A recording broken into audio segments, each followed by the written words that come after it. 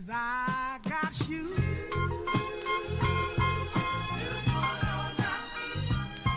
Yeah.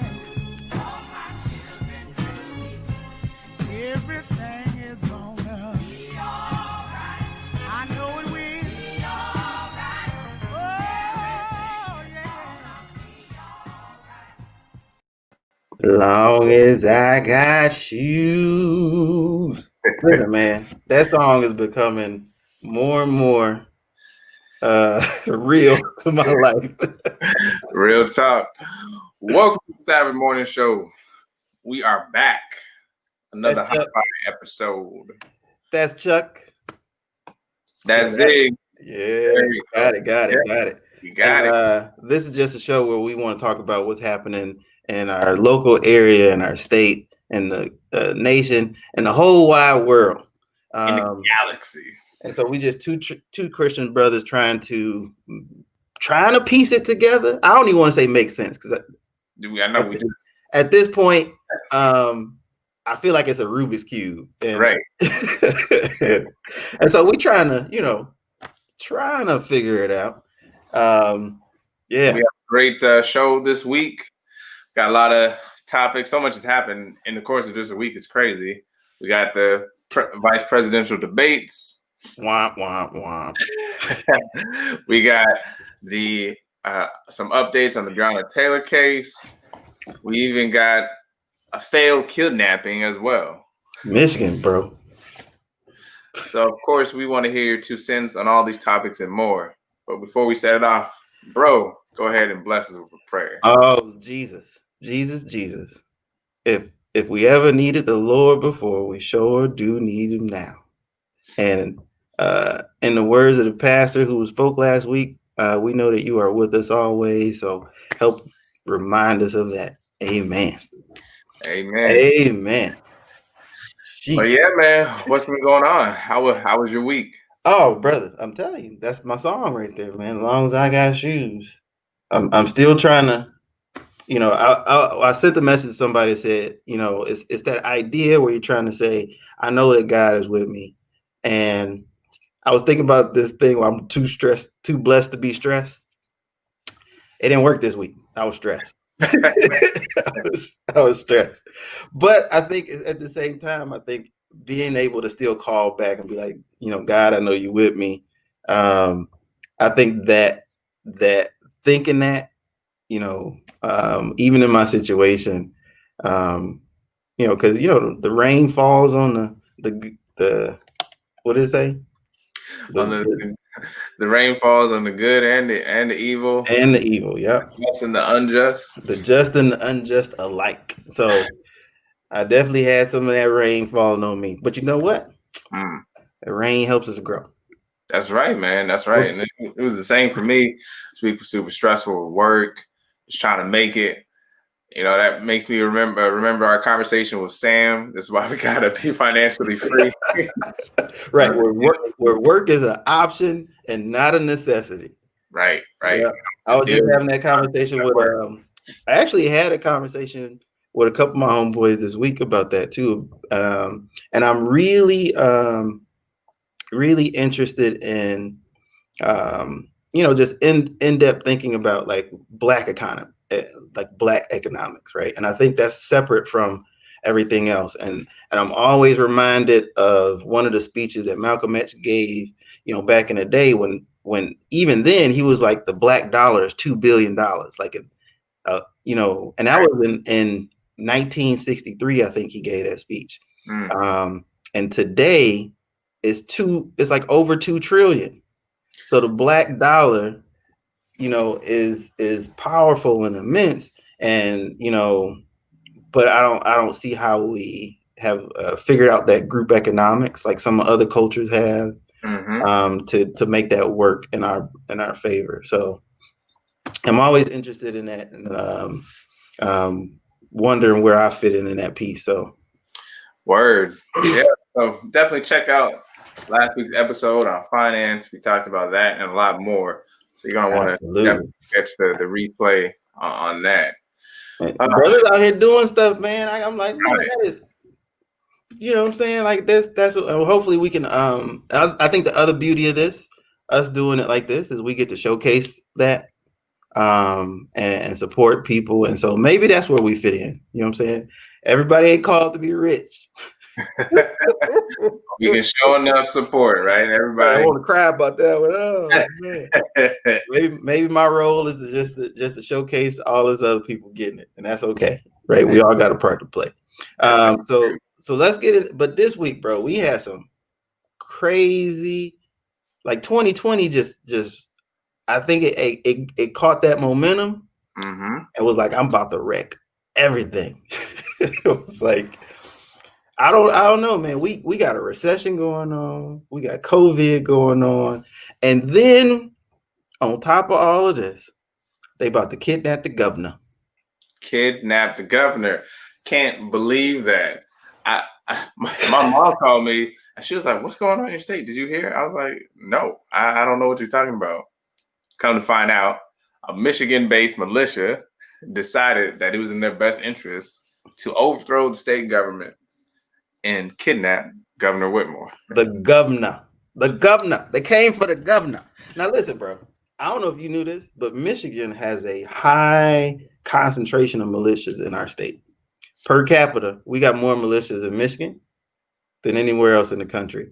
And so, like, a lot of people was kind of surprised, but and some of these militias are actually considered hate groups, and there are like a lot of them on FBI watch lists.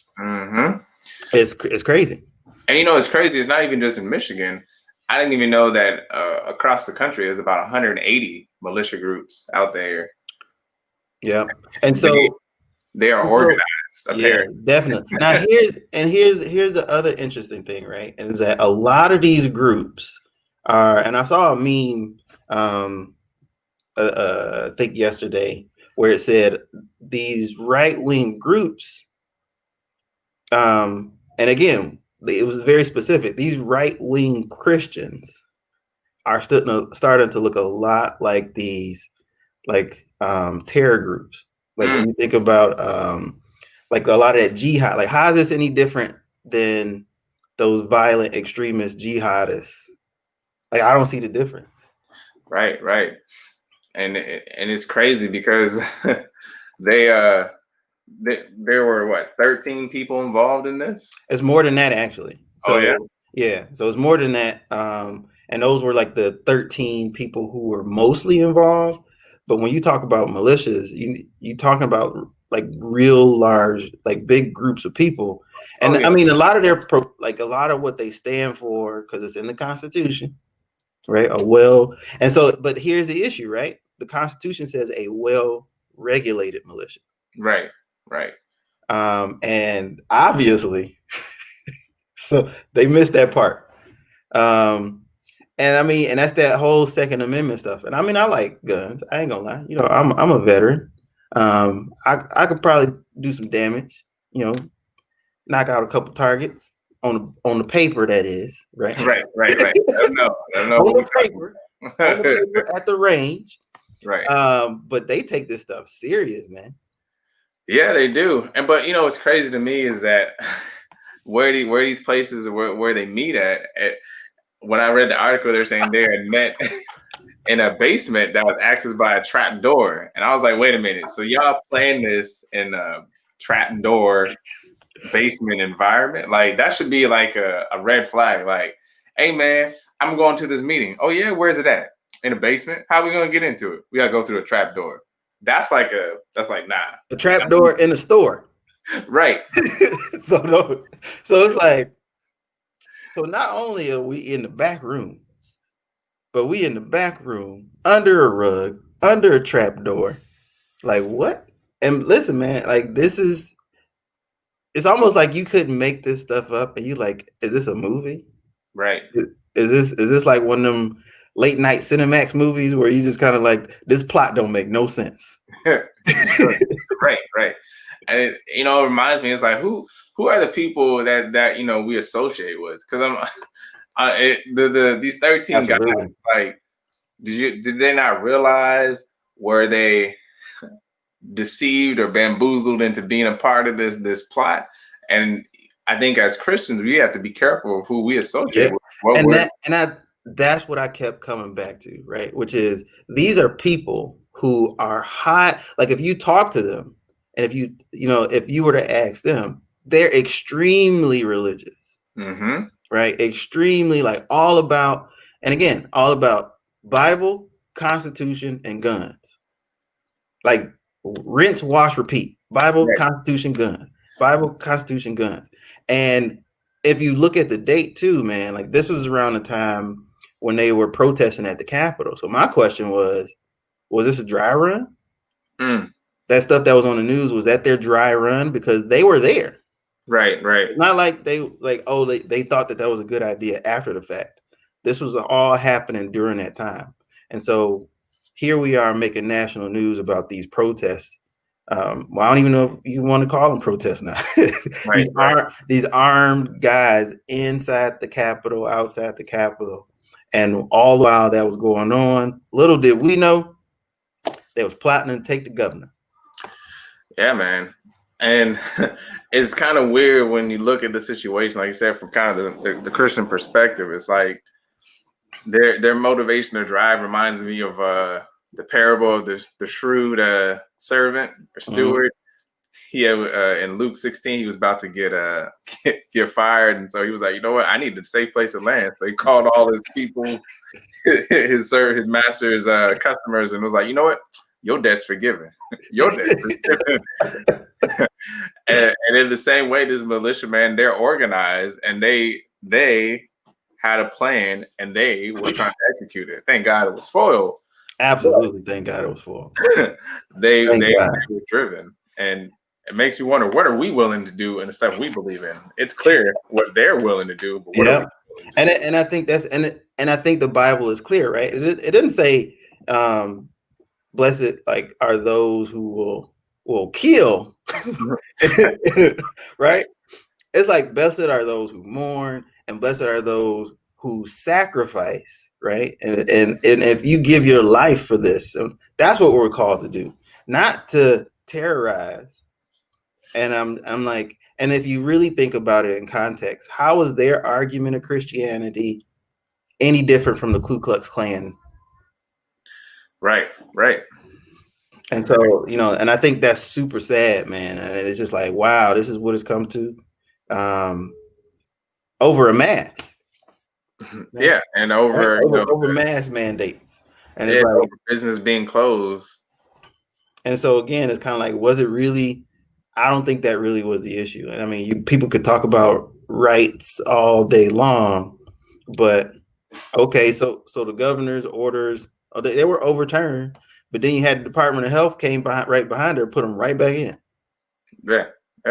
So let us know what you guys think. Was the governor's orders, too strict? Was this just the final match to the fire has been fanning for the last 7 months?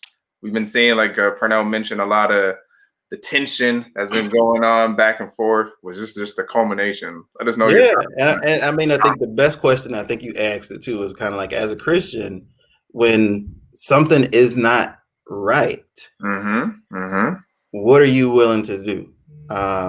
And I think if you bring yourself to that question, I think, well, I don't know. I guess it depends on what kind of Christian you call yourself.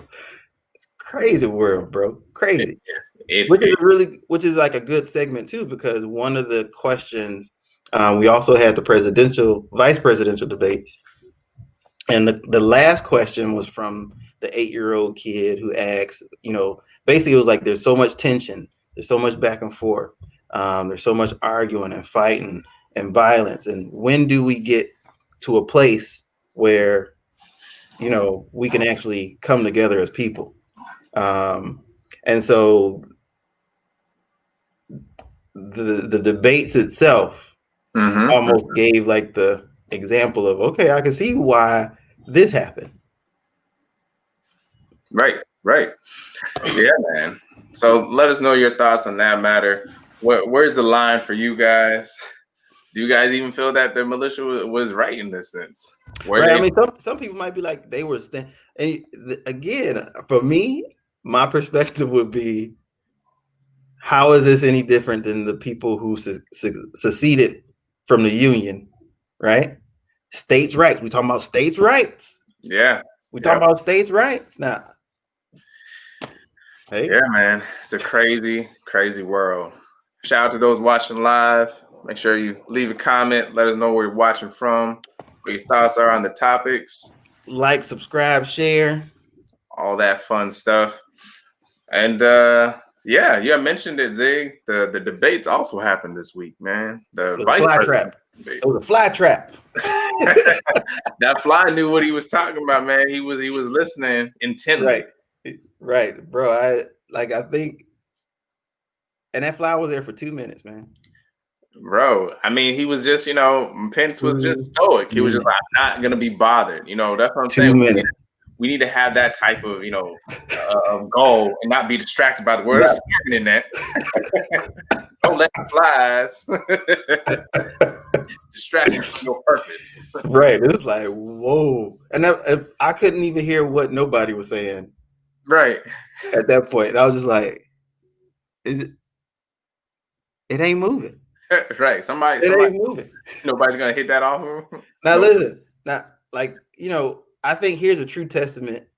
What I was thinking was like this idea, like when something happened like that, I was gonna be like, how black is Harris? What's she gonna say about it? like was she gonna call him out? Be like, you talking all this bull? That's why you gotta fly on your head. That's why you gotta fly on your head. That would have been the best moment in politics ever. Right. It was like, you so full of it, even the flies know. Mm-hmm. Yeah. We got a comment from one of the listeners here, going back on the states' rights and the whole plot to kidnap Governor Whitmore, saying whether their underlying reasons, feelings were right or wrong, the method was wrong, dead wrong. The definition of domestic terrorists. That's real. And which is why they going to jail. Yeah, it's true. It would have been interesting if that would have happened, right before the debate, if they would have had, so that they would have had to address it. Because the topics that they talked about in the debate, man, I don't know. I think they still will in terms of like Trump's debate, right? Well, that's if he's going to debate. This dude talking about he ain't doing no virtual debates. Right. Well, that's true. So we'll see. But yeah, what was your thoughts on the debate? I had mixed thoughts. It's weird. It's like the presidential debate, you couldn't hear nothing. Everybody was just yelling at each other. And then this one, by contrast, was very civil, which was great. But then in turn, it was almost very boring because it's like y'all not gonna try to kill each other on here. I mean, it seemed more realistic, like an actual debate. Right. Which I was like, well, at least this was, but he Pence was still like, I'm gonna say what I'm gonna say. And so, Mr. Vice President, that's all you heard. I heard her say that at least 20 times, trying to get him to like stop. And she basically was Chris Wallace all over again, saying like, sir, you've been speaking way more than her. I have to give her a chance to answer and to talk. And and I think it almost came across as like Pence almost felt like a Fox News contributor. Like when they're talking to somebody, like the way that they do it, to just yell and talk over you, and to not really address the issue, but to stick to their talking points. Yeah. Like and talking point, you're gonna pack the court. You're gonna pack the court. You're gonna pack the court. I know you're gonna do it. I know you're gonna do it. And so, I definitely think there was a lot of missed opportunities. I'm also glad that they were able to show more distinction on like kind of this is where we stand. Mm-hmm. And Pence made it loud and clear. We don't believe in systemic racism. Right, right. And you know, it's interesting. When I was rewatching the debates and listening to, Rewatched it. I fast forward through it. I'm not gonna like, I was like, because I wanted to hear certain points, because you know, you catch it live and you're like, you know, you got kids and you got this happening in the background. So I like to, you know, make sure I'm hearing people accurately. And it's like, did he really say that? Let me rewind this. You said it. You said it. And you know, it makes, but you know, I want to flip this question to you, Zig, and to the audience at home. You know, what do the debates matter to us as Christians?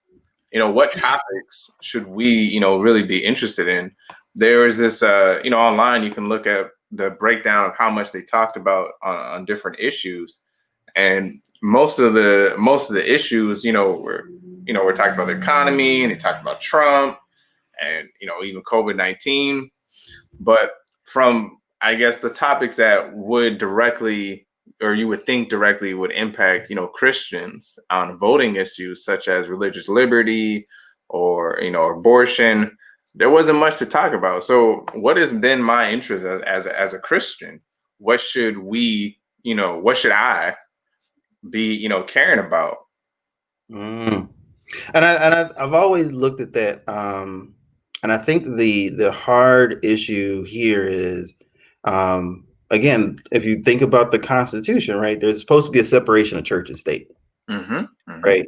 And so, what I often know to be true is that if you only focus on, because when we talk about religious liberty, you got to be honest. We got to tell the truth.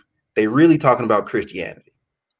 It's true. That's all they're talking about. They're not talking about Hinduism, Taoism, like Islam. They're not talking about nothing else but Christianity. And so, and the reason why there's supposed to be a separation of church and state is because you have other religions. And that is not the focus of most politics or politicians, to the point where they will force someone who's Muslim to say a Christian prayer during, like, at like some of these political events. Like, they'll start it with a prayer, both Democrats and Republicans, right? Because we know that Christianity is more of a bullet point than it actually is a real issue. Because if it was a real issue, from my point of view, we'd be, you know, again, I think about, like, by your love, they will know that you are my followers. Right, and I agree with you on a couple of those points. Not everything, but you know, to your point, when people talk about bringing, you know, God back into schools, they miss out on the point that, you know, we're a religious free, you know, nation. And so when you bring God into religion, you got to bring into school. You got to also bring Hindu into school. You got to bring everybody, right? And so that's why the kind of decision was, you know, nobody. But on the other hand, though, playing, you know, both sides of it a little bit, the religious liberties are in some ways being, you know, challenged, especially like when you talk about LGBTQ rights. How does that play a role with religious liberty? Because you have, you know, those cases, you know, I know you remember a few years back about the baker not wanting about the cake. Yeah, come on, man. Hey, but that's what, and I think that's what that evangelical kind of right wing side is saying, is that, hey, we understand that in theory religious liberty is supposed to be respected for all, but our religious liberty in these instances aren't. But see, that's different, right? And so it's like, and I think like the way I look at it is, I think the alphabet cause, right, is because it's a lot. Like, every year it's like, and I don't even know, right? There's a lot of groups. It's a lot of. However, how is that any different from, they saw it as a religious liberty issue when restaurants said it was whites only. Right. That's the same. And while I don't agree that those struggles are the same, right? They are definitely, they definitely intersect. And so when you have a situation where you say, I'm not going to serve you because you are this way, right? That has nothing to do with religion. And I think that's where people really start to mix politics and religion in a way that's not. I don't think it's sustainable, and it's going to always go back to my point. And we've asked this question before too. Like if a gay couple comes into your church holding hands, what you gonna do? You gonna say, "Oh, it's against our religion." Right, You got right. to go. And you Right. know, you gotta have safe spaces. And thank you, Candace, for showing us the correct alphabet to present the acronym. But yeah, we have to. There has to be that safe place. And as a Christian, we have to recognize, you know, what's important. And when we talk about the issues that are happening in politics, my personal opinion is that most of the time it's not necessarily geared toward the things that I'm aligned with from a Christian point of view, such that that shouldn't be the driving force, I believe, of who I'm voting for, because they're not going to run on a platform of religious liberty. You might get abortion here and there, and then of course there's social justices that, you know, match and align with my Christian beliefs, such as, you know, systemic racism and that type of stuff. But I think we have to be careful on how much we put stock in. Okay, you know, this person matches my, you know, Christian beliefs in the sense of they, you know, abortion. And I know people that's 100% what they vote for. And if a candidate's against it, you know, for abortion, then they're not even going to rock with them, no matter, you know, what Right. other issues they're, you know, they're fighting for that could be positive. And you know, if that's your prerogative, that's why we, you know, you have the option to vote on your own. We don't get to tell Right. each other who to vote for. But as for me, I think we have to. I know I try to keep a balanced approach and understand where the candidate falls on multiple issues. And what's crazy, I I googled Christians and voting, and the number of sites that are just out there in terms of how Christians should vote and their logic is crazy to me, in the sense that the way that they they divide up the candidates and what they say about them. There is this one site that I went to, and their qualifications was fears God and insists on having God given rights, truthful, and hates covetousness. That was their the thing that they, you know, decided were important from a voting standpoint. Which, okay, that seems Interesting. a little bit extreme, right? It's like, okay, but what was crazy to me is that they had Trump at like 100% of in all those categories. They're like, he fears God, he hates covetousness, he's truthful, and I was like, what? Yeah, I was like, that is one thing to make those qualifications. It's another thing to lie and say that. and that's what really gets to me. And I think again, right, it's kind of like you have to almost ask the question of, you know, it really comes down to what kind of Christian are you? Because if you are a Christian that's really driven by, like, you know, love and charity, then I feel like you will lean one side, versus if you're a person who is really just about I feel like some people are really just about, like, kind of, well, is he Christian? He said he was. He didn't say, he didn't display it, but he said he Right. was. And so that's what's most important, which is interesting because Biden has been trying to do the same thing by saying, you know, I'm a Christian, I'm a Catholic, da, da, da, da. And so I think it's interesting how people just really want to hear what they want to hear. Yeah. And I had this conversation with somebody this week. I don't know if it was you or somebody else, but you know, a lot of people didn't have problems until Obama got elected. Yeah. And if you really and so and I agree. Here's an interesting concept. I agree with the people on the right when they say Obama was the most divisive president we've ever had. How's And that? the reason why I say that is because his presence alone caused division. So it's not related to anything that he did. It's just the fact that we was okay. So, which is why I think a lot of people, when they say, well, how did all these people who were Democrats suddenly shift to to the right. Like, how did that happen? Right? It's nothing really. And I mean, if you look at it by the numbers, Obama was pretty much middle of the road. Like Yeah. and I think that's what a lot of people on the left was upset about, right? It's like he was supposed to be this radical dude. They put their faith in this guy. And so I agree with the comment. A lot of Christians don't think critically about this stuff. And Well, so I don't know if it's that they don't think critically. I think it's that balance between faith and reason. And this is what I'm saying. Listen what I'm saying. Some people, they will, I won't say blindly, but they're so driven by their beliefs as that as long as they're hearing the things, like you said, that they want to hear, the faith, and think about the sources that a lot of these Christians are getting them from. A lot of these Christians are so devout that they're not necessarily going to traditional news sources because of the bias that they see in the traditional media sources. So they're going to the places where they think they're getting the Christian-based news. Unfortunately, a lot of these Christian-based news organizations and sites, they still have an agenda that's not necessarily the agenda of the Bible, right? And so that's where they're going, and they're believing that, oh, this source that I trust is giving me the truth. And if this is what they're saying, then that's what I'm also going to follow. And so, and a lot of the people will on within that group, and I'm clearly we're all Christians, but I think the point of it is how we're using our Christianity beliefs to vote and to make decisions that matter politically.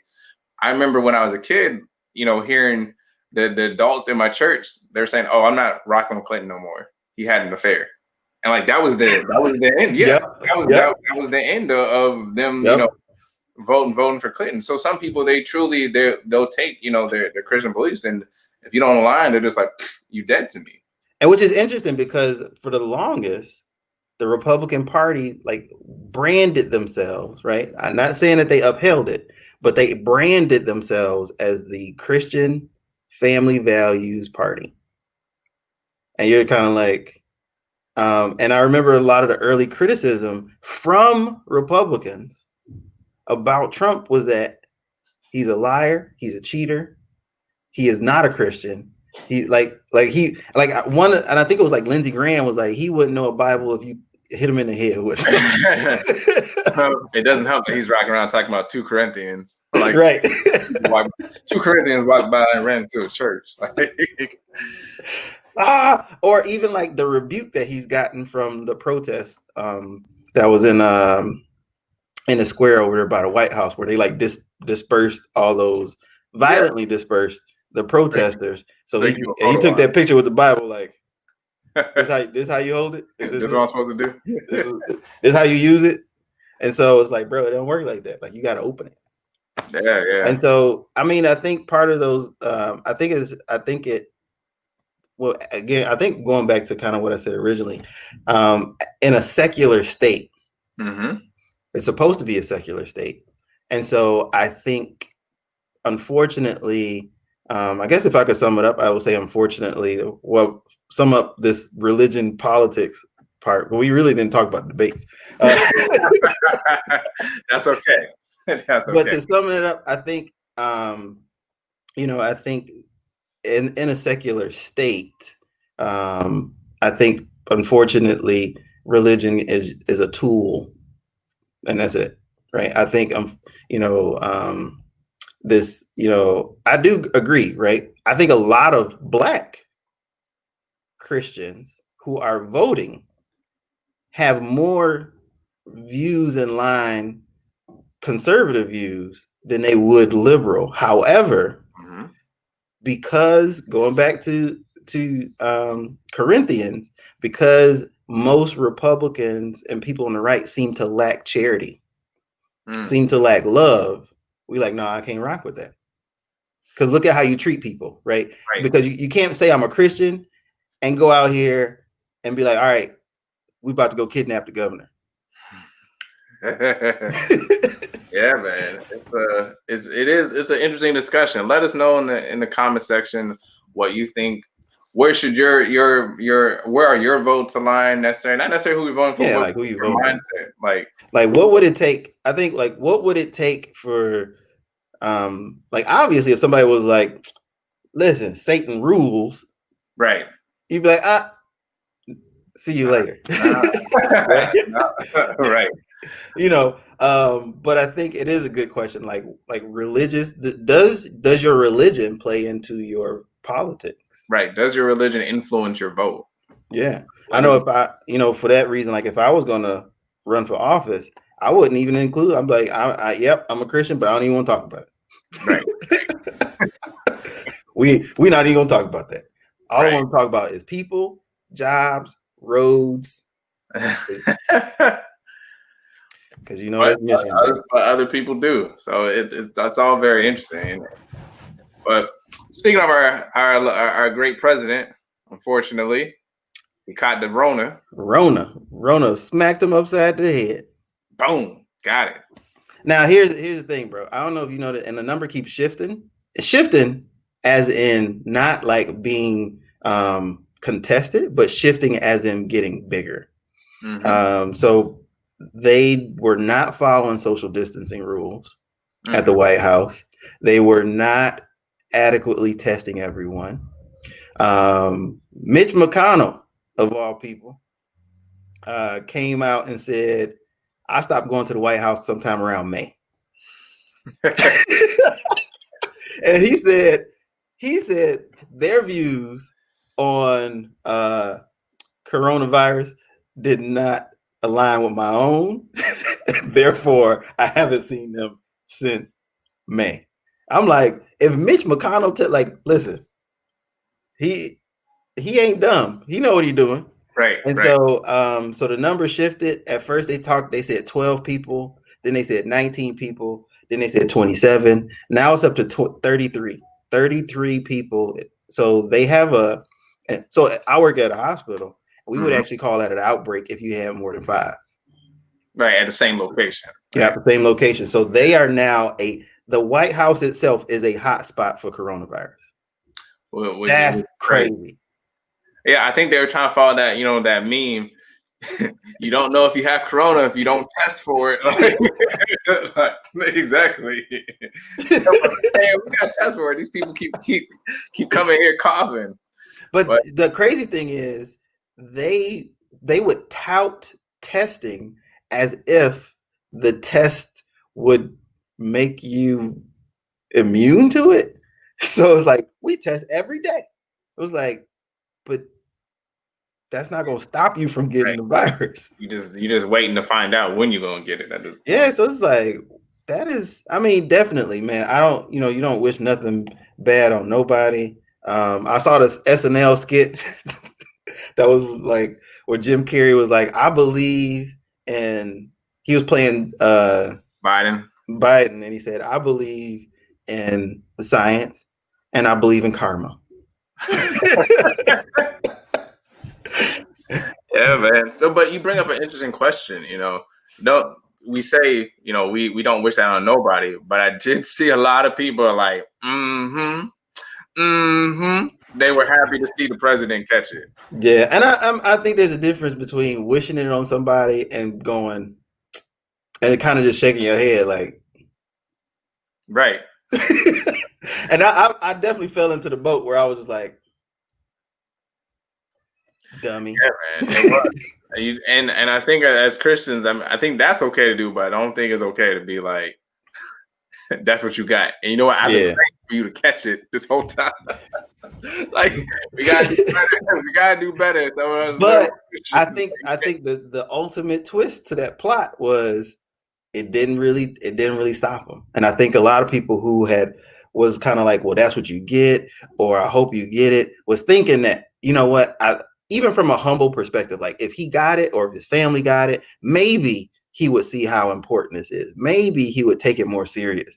He came out like, I defeated Corona and I did this for you. I knew it was risky. He made it seem like it was part of his whole campaign strategy. Like, I'm going to get coronavirus and then I will bring the people to me and still have these rallies and still The Asia says it's like you keep telling your child to stop running before they hurt themselves, and they don't listen, and they hurt themselves. But in this case, this is that one kid that just got that head that's solid as a rock. Right. Because he came when he was in the hospital still, they had interviewed some Secret Service agents off the record, and they said that they felt like their lives weren't being considered because he got into that motorcade to like drive around Walter Reed while he was still a patient. Right. He's doing his victory lap. Right. And so I'm like, yo, this is crazy. And then like he did his propaganda video where he got off from Air Force One and walked up the stairs. And then I don't know what happened. Somebody was like, hey, we missed the shot. You need to do it again. So he went down the stairs, came back up the stairs again. and was like, don't be afraid of the virus. Don't let it rule your life.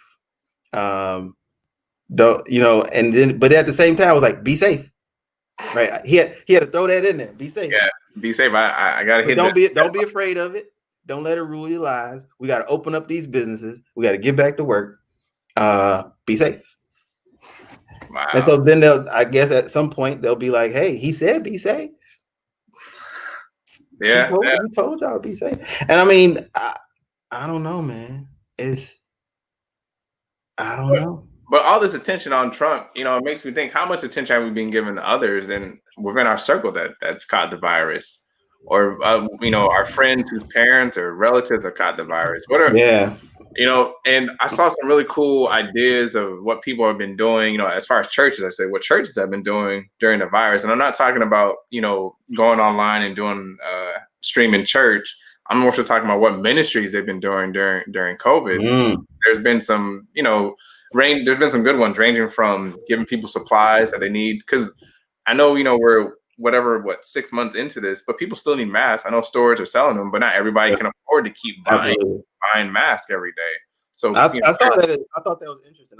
I had to go pick up some auto parts, and the auto parts store is selling like singular masks, like the paper ones for like $1. Yeah. And so that's something you can buy and you can give to someone. I think Denzel Washington, a few months back, he did that. He was caught on camera giving a man, several masks to keep himself safe. But people still need supplies. Why can't he run for president? They ready. Right. But people, and then of course, our church has been doing the honking drives, visiting people. Yeah, I am interested. Like if you had another church, let us know what your church has been doing to support people during this pandemic. And also, what would you like, your church to do if you haven't seen? Like, what are some things that you've been doing individually? I'm interested to know, and I'd love to promote some of that. Right. If you out there doing that, we want to talk to you. Exactly. And if you're not doing anything, that you can do something simple as pick up a phone, call somebody, check on them. I know early on in the thing, I was definitely pushing to contact people. Like I was just scrolling through my phone, like who haven't I talked to in a long time, and then I would send a message like, "Hey, I'm just checking on you." Somebody hit me back like, "I ain't talked to you in 5 years." Like you just trying to make sure I'm not dead, ain't you? I was like, actually, yeah. Yeah, that's what we're doing. And then if you're on the other side of it and you're like, man, nobody's checked on me, nobody's calling me, I need help. There's a lot of great resources out there, and we're gonna leave some on our Facebook page so that you can follow up. I know as a parent, one of the great things that I came across was the bedtime Bible stories. The skit guys, they were really popular. I think maybe like 10 years ago or so, and they used to go on tour and go to different churches and do skits, about God. I remember that.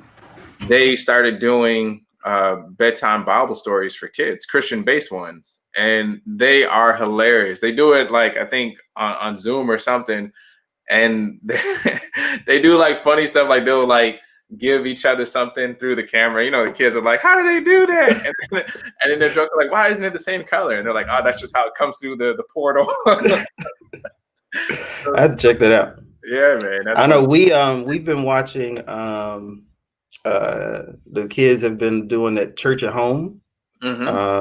Through one version is through Minio. The other one is through Saddleback Kids. Oh yeah, I know Saddleback Kids.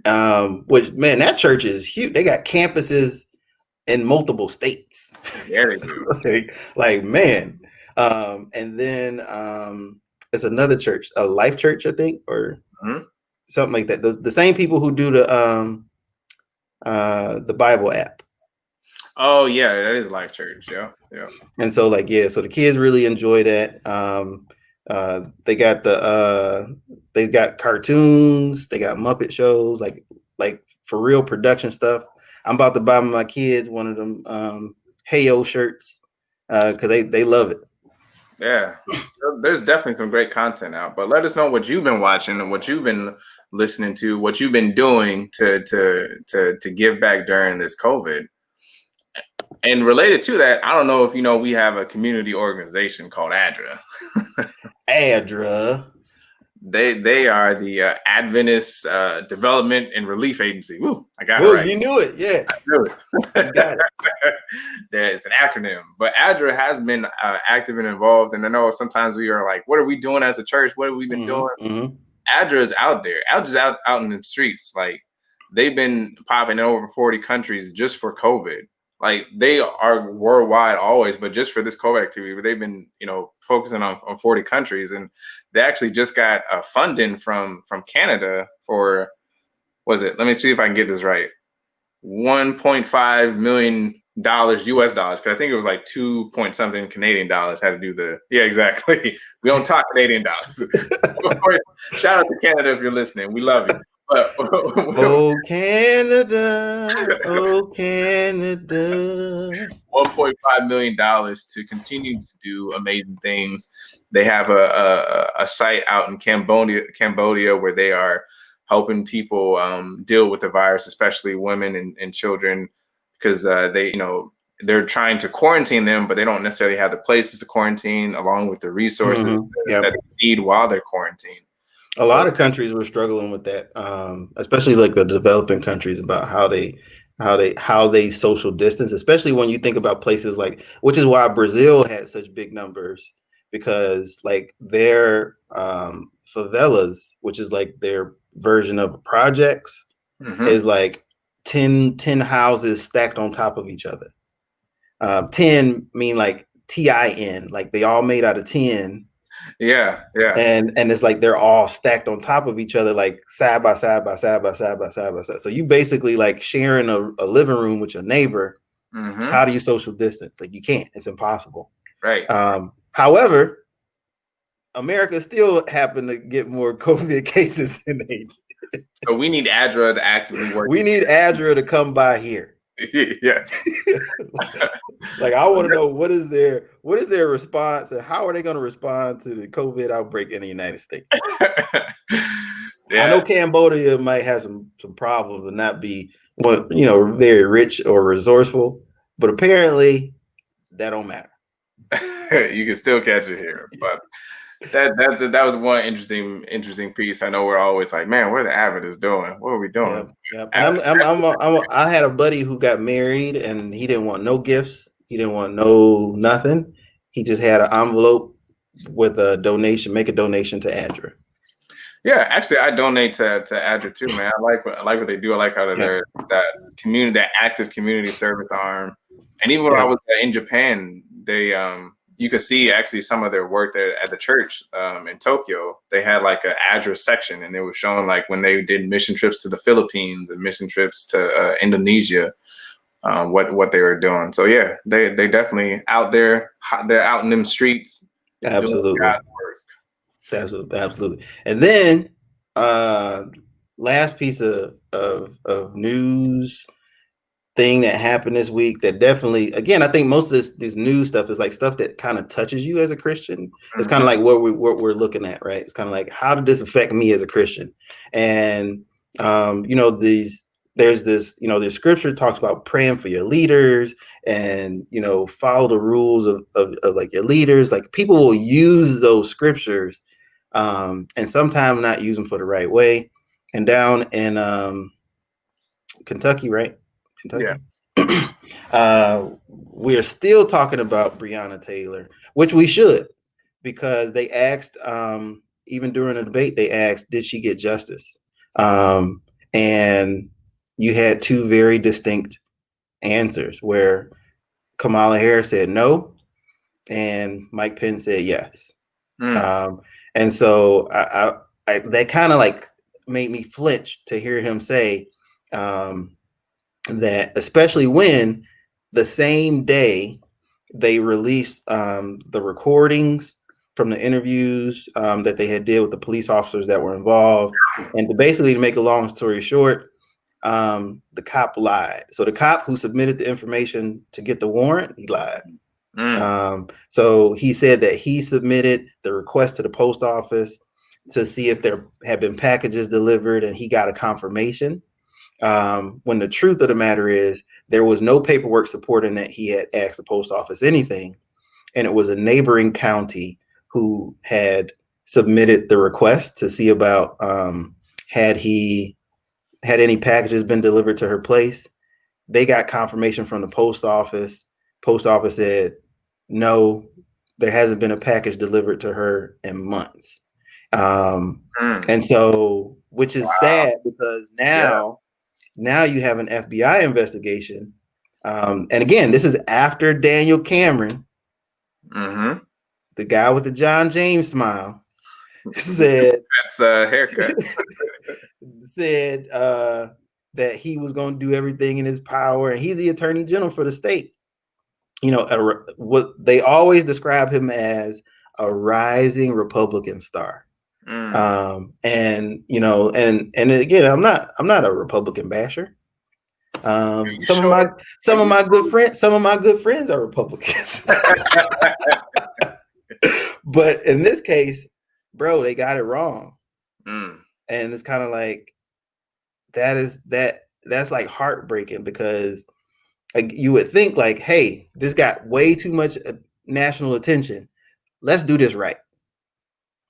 And instead, they keep pushing this idea of law and order, which is almost like a contradiction, right? Because like, where's the law and order, right? The law says that in order to get the warrant, you need these things, right? And the order part of it should also say, like, we will do this with some, like, a modicum of, you know, order and instruction, so that we make sure that we get it right, because we about to go knock down somebody's door, which is dangerous, right? Somebody might die, whether it's, you know, that's why we going in guns blazing, right? Whether it's the cops or whether it's the person on the other side of the door, right? So. And so it's kind of like, whatever happened to this concept of protect and serve, right? And I see them taking out drug dealers and armed groups, right? That's the service part. That's what I see, right? And so, where was the protection for this young lady? And it just wasn't there. Yeah, and Gert is right. It's that's a tragedy. It's such a terrible situation, and you know, there's so many of these type cases. But you know, with her particular family, you know, even though, you know, they got the settlement, and even on the flip side, even though they didn't get justice, you know, these people still have to live with what's happened to them, what's happened to their daughter, their sister, or their cousin, all of that. And I think that's the other part of the Christian aspect, the Christian element. It's like, even if you think justice was served in what happened from a legal standpoint, what are you doing to minister to that family? Absolutely. And I mean, and there's a lot of people out there who, you know, experience these same type of pain. And I do, like, I you know, going back to our Beatitudes, I think that's a Beatitude, right? I don't know. But I think about blessed are they who mourn, for they shall be comforted. Right.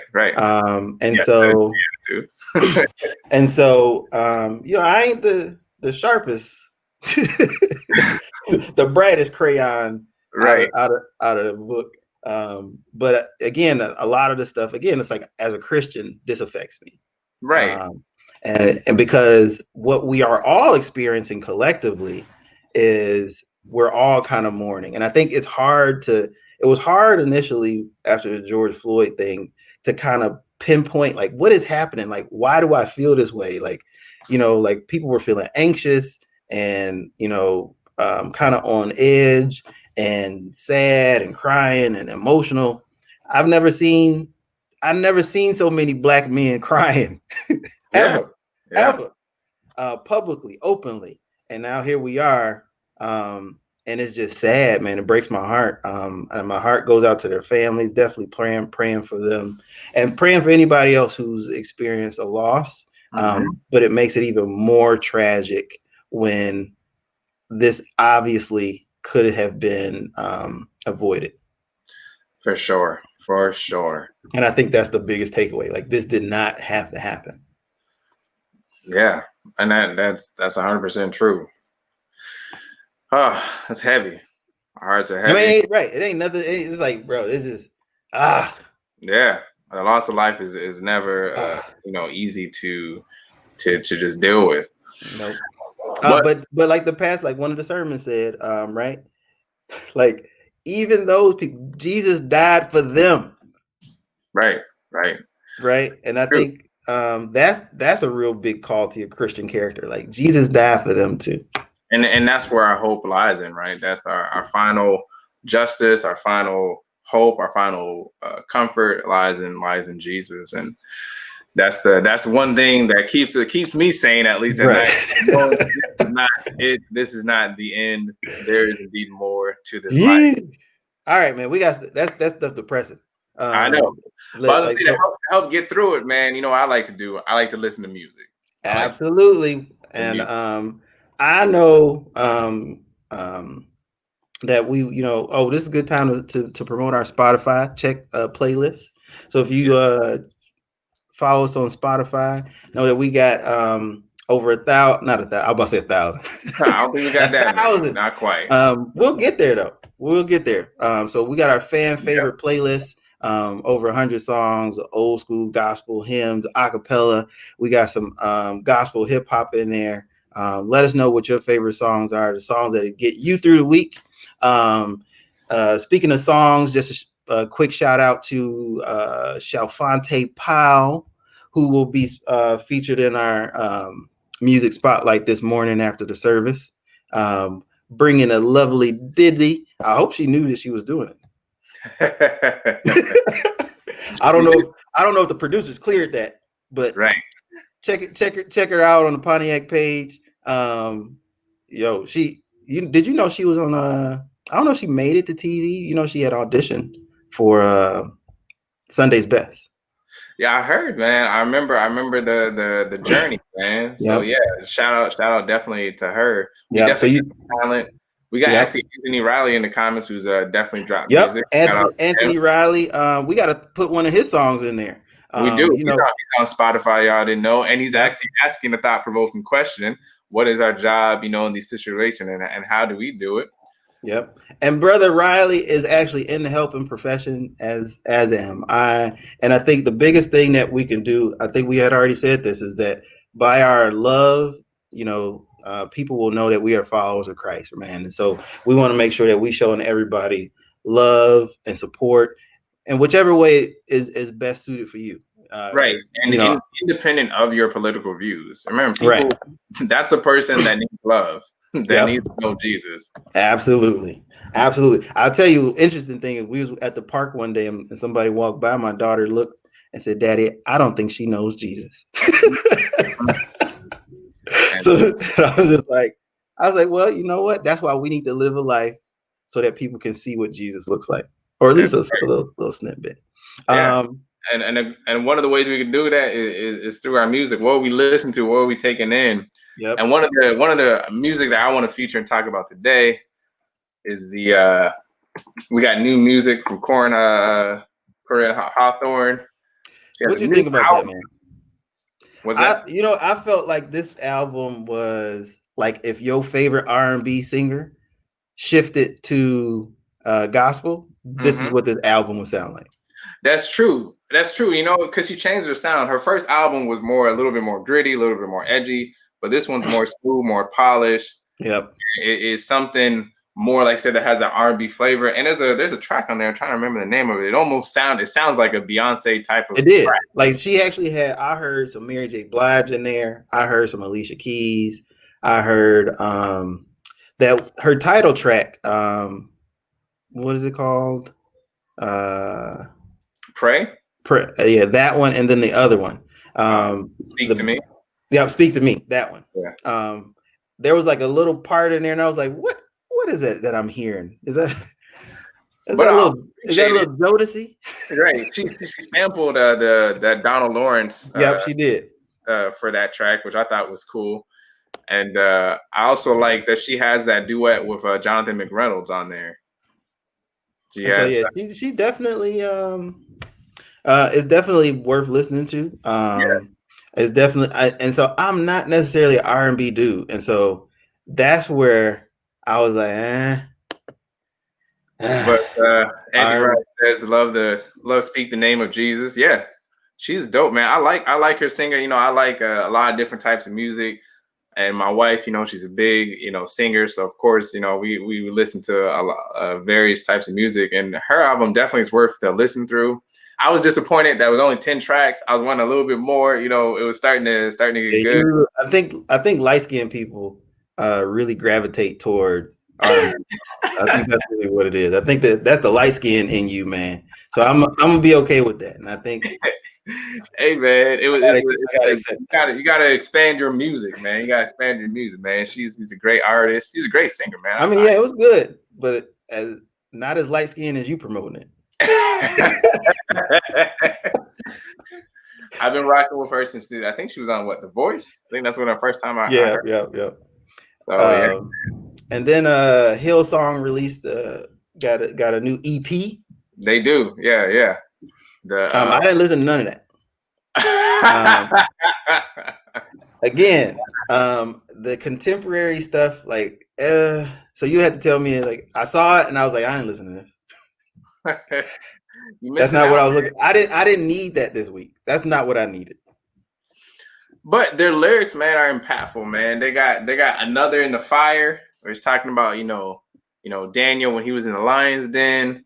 And there was another, not Daniel, I'm not Daniel the lion's den, with the 3 Hebrew boys in the fire. He's talking about when there was Jesus in the fire with them, and they have a whole track talking about that and what that. Now you might be right, man. That might actually be, but I just can't hear it from them. Not right now. Not right now. Yeah, man. Hillside United, man, they're big. And I do. They are like the picture of contemporary gospel right now.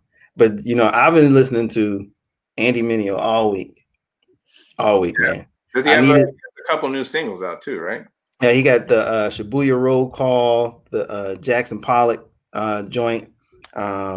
And so it helps when my kids kind of get into it too. And so I got my son is running around the house talking about Shibuya Roll Call. My daughter's like, what is a roll call, mama?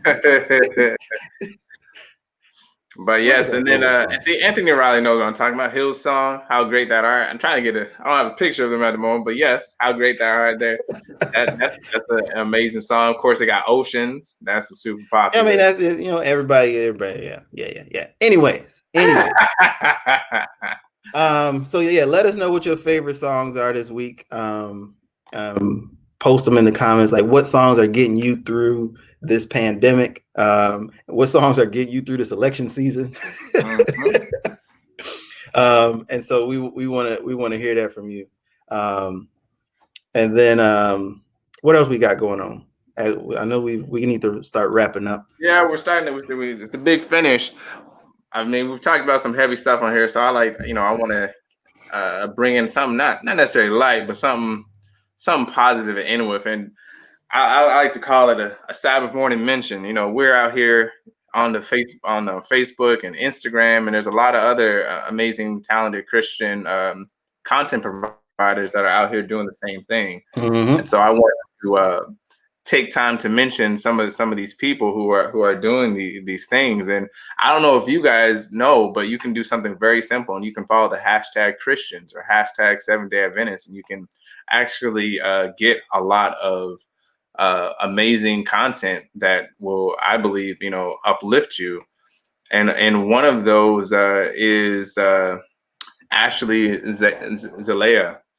She has a Zalea Talks on TikTok, and actually she does these kind of motivational videos and Christian like 2-minute devotionals, and they're actually really good. And it's really, it kind of, as you're scrolling through, and I know a lot of times there's not so much positivity happening in in the news feed now, right now, with everything that's happening in the world.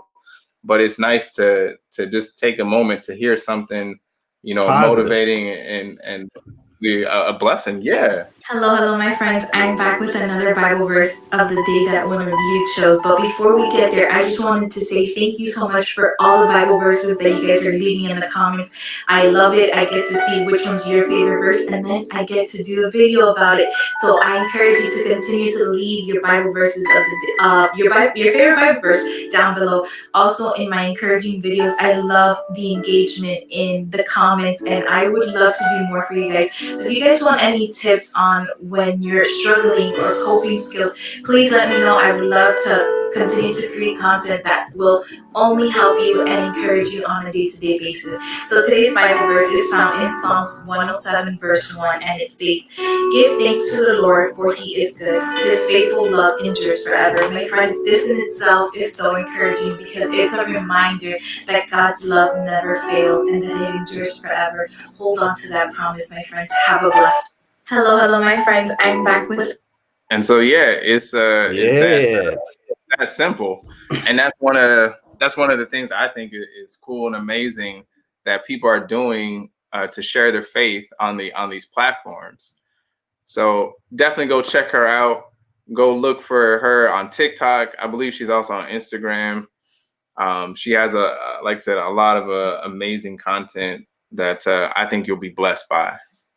And on that note, we want to thank you for watching and listening.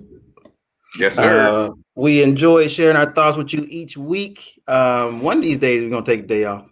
One day. But we want you to check out our playlist. Check us out on the Sabbath Morning Show, Facebook, Instagram, and of course, Spotify. You can check us out. We're on Apple Music. No, they don't Apple Podcasts. Yes. And please like, share, and continue to comment. We'll check back on that later. Yes, sir.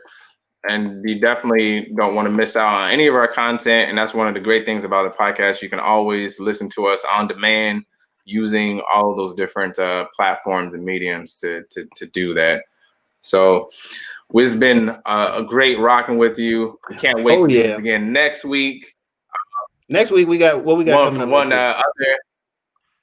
Next week is Motor City Youth Federation. They got a conference happening.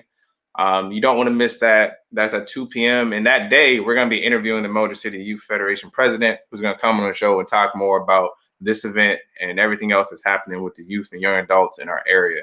So definitely come back next week. Yes, sir. Same time, same place.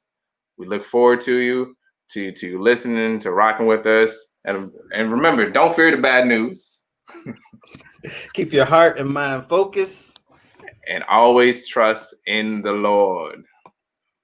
All right. From the two Christian brothers. We out. Peace.